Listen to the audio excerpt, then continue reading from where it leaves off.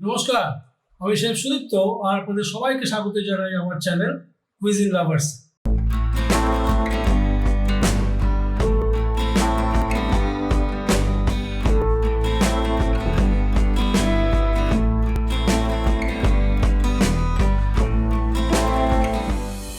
আজকে নিয়ে এসেছি আমি একটা অতি অসাধারণ বাঙালির সব থেকে প্রিয় প্রিপারেশন বলা যেতে পারে, যেটা হলো ফিশ ফ্রাই।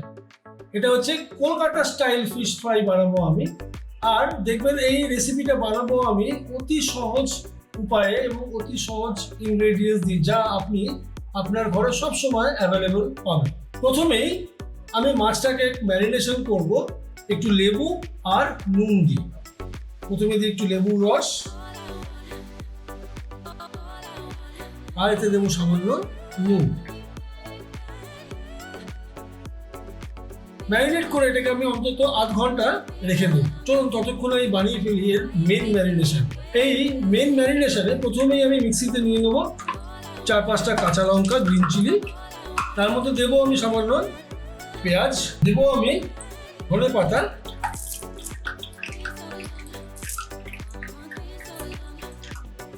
দেবো সামান্য পরিমাণে পুদিনা পাতা, আর দেবো আদা রসুন বাটা, আর দেবো এর মধ্যে সামান্য পরিমাণে তেল। সামান্য পরিমাণে জল দিয়ে এটাকে স্মুথ পেস্ট আমরা বানিয়ে দেবো। আমি সমস্ত কটা ইনগ্রেডিয়েন্ট মিক্সিং জারে নিয়ে নিয়েছি। চলুন এবার এটাকে সুন্দরভাবে পেস্ট বানিয়ে দিই। আমার পেস্টটা বানানো হয়ে গেছে, ফিশটাও ফার্স্ট ম্যারিনেশন রেডি। এইবার এই পেস্টটা আমি মাছের সাথে মিশিয়ে দেব। পেস্টটাকে বোলের মধ্যে দিয়ে ভালো করে এটাকে মিশিয়ে দিন। আপনি এটাকেও একটু ঢেকে আধ ঘন্টা মতন ফ্রিজে রেখে দিন। তারপরে আমরা বানিয়ে ফেলতে পারবো আমাদের কলকাতা স্টাইল, আমাদের সকলের প্রিয় ফিশ ফ্রাই। আধ ঘন্টা পরে আমি মাছটাকে ফ্রিজ থেকে বের করে নিয়েছি। এইবার প্রথমেই এই মাছটাকে আমাকে কোট করতে হবে ময়দা দিয়ে। এরকম সুন্দর করে এটাকে আমরা ময়দা দিয়ে কোট করে নেব।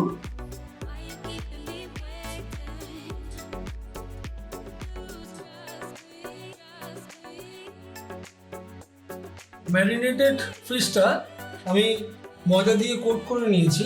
এবার এটাকে ডিমে চুবিয়ে ভালো করে ডিমে কোট করে নিই। এবার ব্রেড ক্রাম্বসে ভালো করে এটাকে আমরা কোট করে দেব। ব্রেড ক্রাম্বসে ভালো করে কোট করে নিই। এটাকে আমরা আরেকবার ডিমে কোট করে আরেকবার ব্রেড ক্রাম্বসে কোট করব।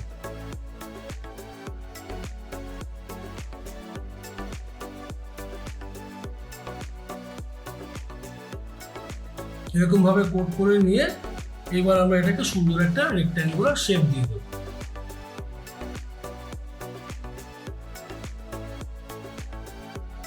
আমি এইভাবে সুন্দর করে প্রত্যেকটা মাছকে ব্রেড ক্রাম্বস দিয়ে কোট করে নিয়েছি।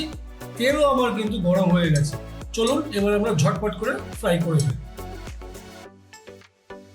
প্রথমে এই একটা সাইড সুন্দর করে ভাজা হয়ে গেলে পরে মাছটাকে উল্টে দিয়ে দুটো সাইডই এরকম লাইট গোল্ডেন ব্রাউন কালার অবধি আমরা ফ্রাই করে নিই। এইভাবে সুন্দর করে দুটো সাইড গোল্ডেন ব্রাউন কালার অবধি ফ্রাই করে নিই। আর তারপরে একটু তুলে টিস্যু পেপারের উপর রাখুন, তাহলে পরে এক্সেস অয়েলটাও জব হয়ে যাবে। ফিশ ফ্রাই আমার ভাজা রেডি। চলুন তাহলে ঝটপট করে আমরা এবার এর প্রেজেন্টেশন করি, আর তারপরে হচ্ছে টেস্টিং এর পর।